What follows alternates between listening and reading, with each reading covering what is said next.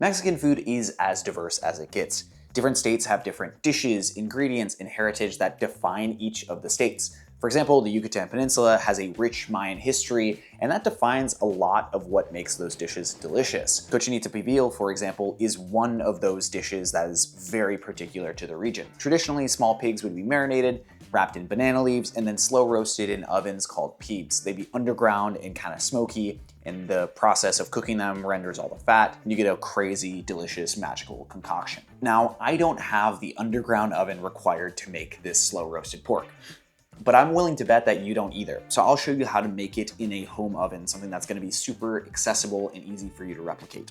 I'm also gonna show you the xnipec, which is gonna be the salsa that we pair with it. It's got onions and habaneros. It's nice and spicy and bright and acidic, perfect to cut through the pork's richness.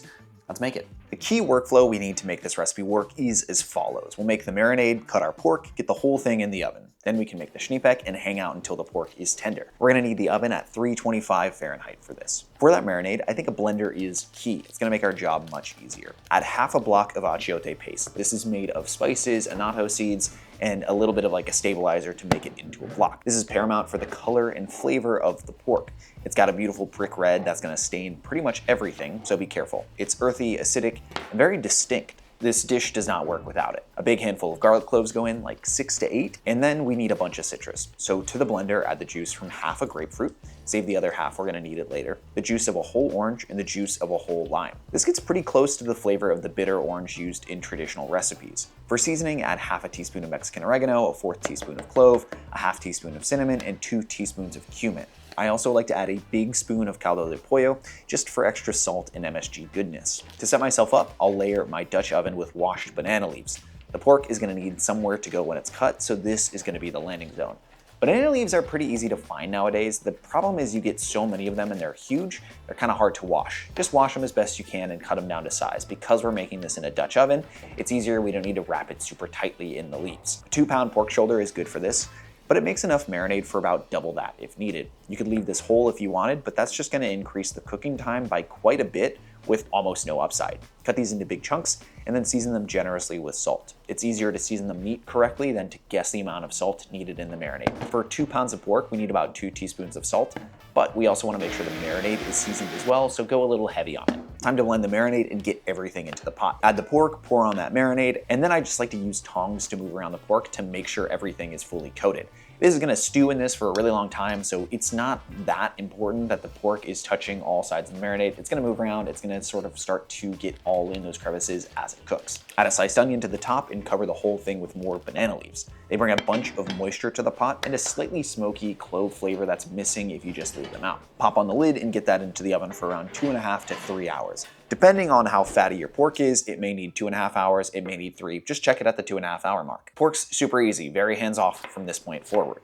The xnipec is a deliciously spicy combination of red onion, habanero, and citrus, an essential topping for pibil. 1 or 2 habaneros per red onion is usually a good ratio to go off of. Slice the onions into nice thin strips. As always, I go pole to pole. I just think it works a lot better here. Go ahead and season those with salt now. De-seed the habaneros and chop them pretty fine. I like to cut them into strips, then a dice, and then I rock my knife over the pile to allow them to incorporate more easily into the onions. I don't want to be biting into a big piece of habanero because it can be pretty spicy. The pickling is going to come from grapefruit juice and lime juice. About 2 limes worth should be good, plus the half of a grapefruit that we saved earlier. Mix that and let it hang in the fridge. In a day, this is really incredible, but it's also usable in a few hours as well. So just make this right after you get your pork in the oven and let it sit in the fridge. Time to check on the pork. This is the big reveal we've been waiting for. I expected this to not quite be there yet, but it was perfect. My pork was pretty fatty. Right at about 2.5 hours, the pork is oh so tender. It's just ready to fall apart. Remove the banana leaves and we've got 2 options. If you have a ton of liquid left, you can take the pork out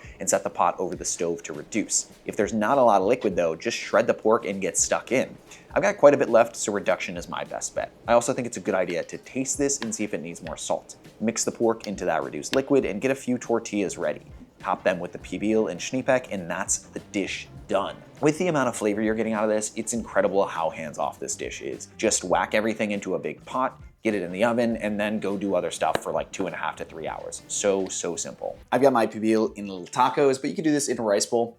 What's nice is you can make a big batch of this. You need about the same amount of marinade for this much pork, or like double the amount of pork. It works really well for big batches. You could sort of meal prep this if you're one of those people where you make a huge batch, and then you got pibil for rice, or for tacos, or for anything you want to put it on. All right, let's get into it. This pork is so tender. I like to cut it down into pieces because it gets tender a lot faster. Marinade can get more into the pork way quicker that way. Using achiote paste gets you such a specific, distinct, kind of smoky, acidic, red flavor that it's perfect. It's exactly what you want it to be, and it's exactly what you think it's gonna taste like. That's exactly what you want when you're cooking something that's normally made in an underground oven in your home oven. I think using a Dutch oven in the banana leaves gets such a distinct flavor. It tastes kind of like clove. So if you don't have the banana leaves, I think you could easily just add a little bit more clove into your marinade and get away with it. But the flavor and the smell of the banana leaves is really nice and pretty apparent. You do definitely notice it in this pork. These onions, the Xnipek, it's so perfect to cut through everything going on in the pork. This is rich and fatty and somewhat bright and acidic, but mostly kind of deep and dark. Delicious, bright, spicy, pickled. Such a good contrast to the pork going on in here. Just like the most tender. So flavorful, absolutely unreal. I love Cochinita Pibil so much. Thank you so much for watching. Really appreciate you being here. Massive shout out to the amazing people supporting me directly on Patreon through patreon.com/CameraMarty. They get some cool benefits for supporting the channel, and I get to keep making videos like this, so it's a win-win. Consider checking it out and consider becoming a patron. Now, if you enjoyed this video and like what I'm doing here, go ahead and like it, go ahead and subscribe. I make videos like this pretty much every week, so you'll get a lot more of this type of content. Thanks again for watching. Cheers.